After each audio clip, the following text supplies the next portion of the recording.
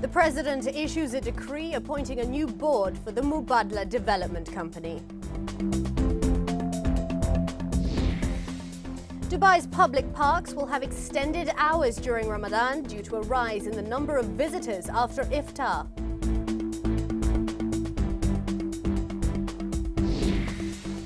Dubai World's property arm Nakheel announces a delay in its planned Islamic bond.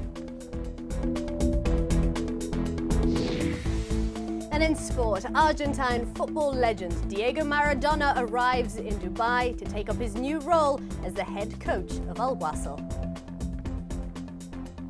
Good evening, I'm Kimberly Leonard and this is Emirates News. The President, His Highness Sheikh Khalifa bin Zayed Al Nahyan, has issued a decree in his capacity as the ruler of Abu Dhabi, appointing a new board for the Mubadala Development Company. It'll be chaired by His Highness General Sheikh Mohammed bin Zayed Al Nahyan, while Mohammed Ahmed Al Bawadi will be the deputy chair. The members are Hamad Al Hur Al Suwaidi, Nasa Ahmed Al Suwaidi, Khaldoon Khalifa Al Mubarak, who will also act as the managing director, Abdul Hamid Mohammed Saeed, and Mahmoud Ibrahim Al Mahmoud. This new board replaces the old one, whose term had expired.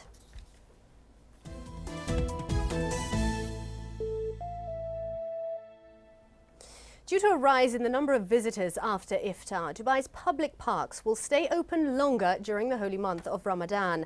Large parks like Mumzar, Mushrif, Al Khor, Zabil, Al Safa and Jumeirah Beach will now be open from 8 a.m. to midnight, whilst parks in residential areas and public squares, along with the pond parks of Al Khoz, Al Basha, Al Qusais and Al Nahda, will operate from 8 a.m. to 2 a.m.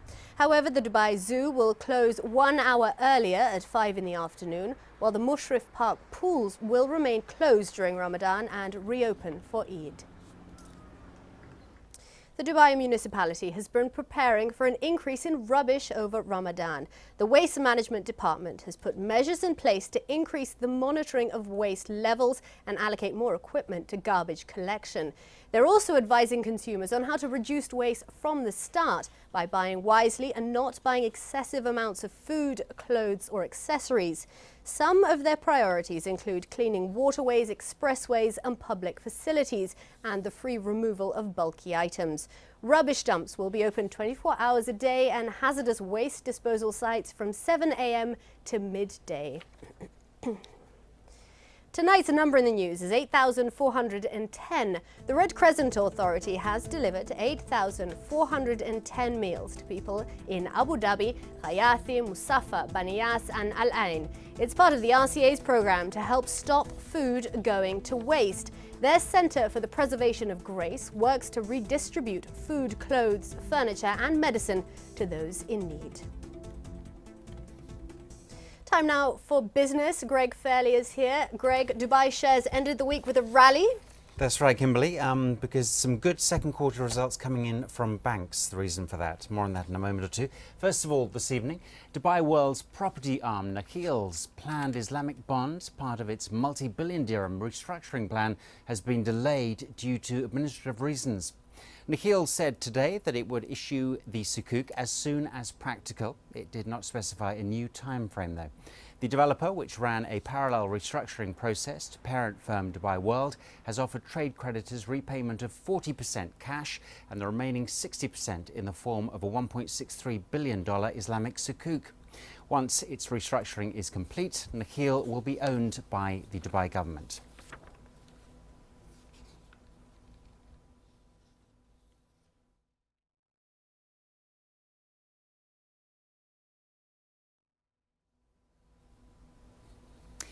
Well, HSBC's new Purchasing Managers Index has been released and it still shows an expanding UAE economy. Last month's PMI registered 53.3 from 55.2 in June. A reading above the neutral 50 level indicates the economy is expanding. Data is compiled from monthly replies to questionnaires sent to purchasing executives in approximately 400 private sector companies. Job creation picked up to a 3-month high in July, with medium-sized firms taking on new staff at a sharper rate than small or large companies. Abu Dhabi Islamic Bank has just received approval from Qatar's regulator to open an Islamic branch in the country. The Qatar Financial Centre Regulatory Authority said in a statement that the authorization allows the bank to carry on regulated activities in relation to deposit taking, providing and arranging financing facilities and managing investments. About 5 months ago, Qatar brought in tougher regulations on conventional banks operating Islamic branches in the country amid concerns of overlaps between the two and criticism that conventional lenders with Islamic operations had an unfair advantage over standalone Islamic institutions like ADIB. Abu Dhabi's development, investment and management company Aldar Properties has reported its first half financial results. The company reported a net profit of more than 316 million dirhams for the first half of 2011 compared to a loss for the first half of 2010. Net profit for the second quarter was over 127 million. Revenue for the period was 1.5 billion dirhams, mostly stemming from the sale of completed residential units and land. Net assets grew 9.5% in the first 6 months. Dubai shares advanced today, heading into the weekend, recording their first weekly gain in 4. This was after quarterly earnings at banks improved and amid investor optimism the US Federal Reserve will start further economic stimulus. Here's a look now at Thursday's markets and currencies and see how they ended the business week.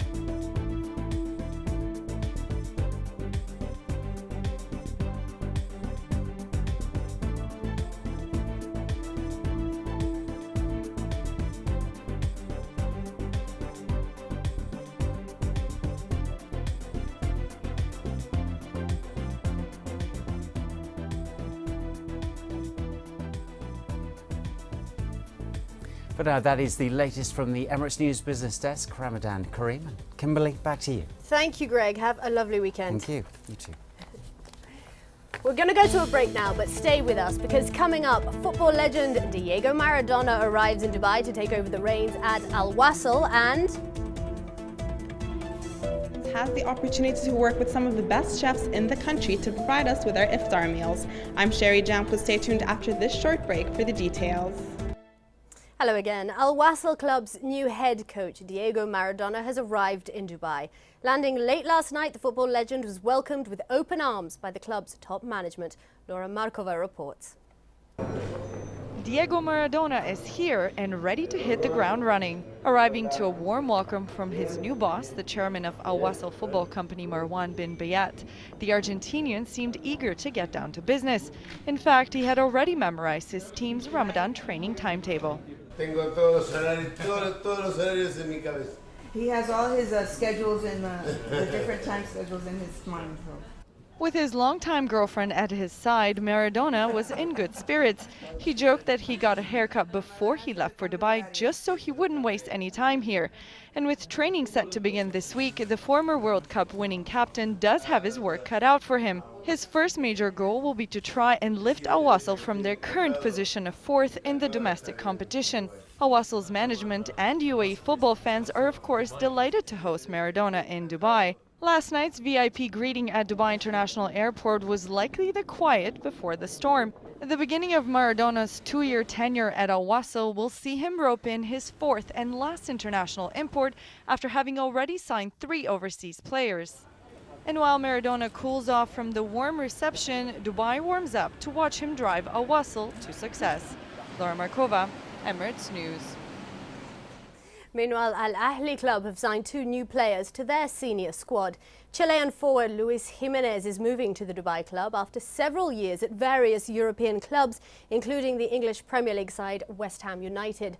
And Emirati player Amir Mubarak is transferring from Al Nassr club. He's a regular on the UAE national side and says he's looking forward to winning some trophies this year. A student from the Dubai Centre for Special Needs has been given the opportunity to train as a chef with one of the leading hotel groups here in Dubai. And this Ramadan, he's helping prepare iftar meals. Sherry Jamhu went to meet him.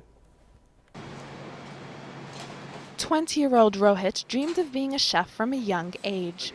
In January 2010, he was given his big break with Jumeirah Emirates Towers and has excelled in the role even though he has a hearing impairment. Rohit is said to be popular among the other chefs. Communication is very important in a commercial kitchen, and he's developed a unique understanding with his colleagues. Rohit's parents always encouraged him to use speech rather than sign language. In the beginning, it was difficult to communicate, but it is easier now. First, I started off in the cold kitchen and then went on to preparing meals in the hot kitchen. I now also make pastries. Rohit's training procedures were specifically tailored for him. For example, his colleagues helped gain an understanding of his situation by wearing earmuffs. Now it's been a month I'm training him. Rohit is a very proactive guy. He's really willing to be a great chef, and he's learning very fast.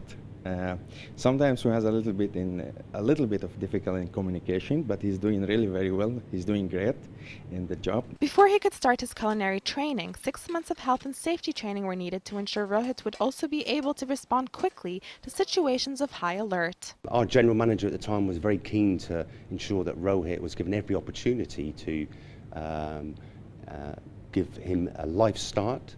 So he ensured that Rohit was taken into the kitchens for 3 to 5 years to train as a chef, and hopefully he would get a job later on in life. The opportunity for Rohit gives him a chance to live his dream, as well as provide hope for many others. Sherry Jamhu, Emirates News. And with that, let's have a look at tomorrow's forecast highs.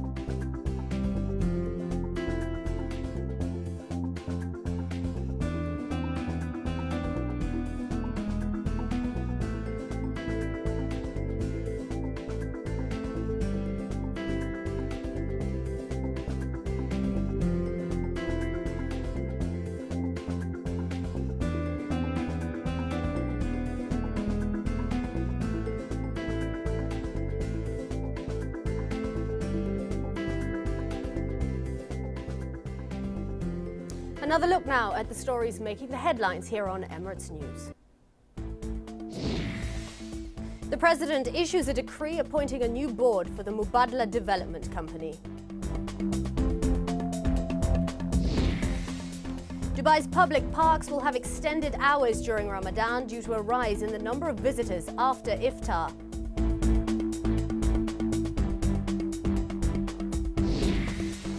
Dubai World's property arm Nakheel announces a delay in its planned Islamic bond.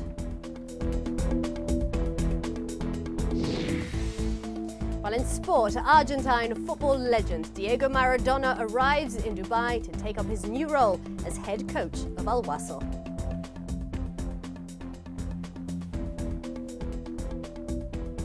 And that is Emirates News for you tonight. But remember that all of our bulletins are posted on our website, which is dmi.ae/Dubai1. And if you want to get in touch with us, please send us an email on emiratesnews@dubai1.ae. You can also like us on Facebook. Just search for Emirates News, or follow us on Twitter. We're at Emirates_news. But for now, from myself, Kimberly Leonard, and the entire news team, have a lovely evening. Good night.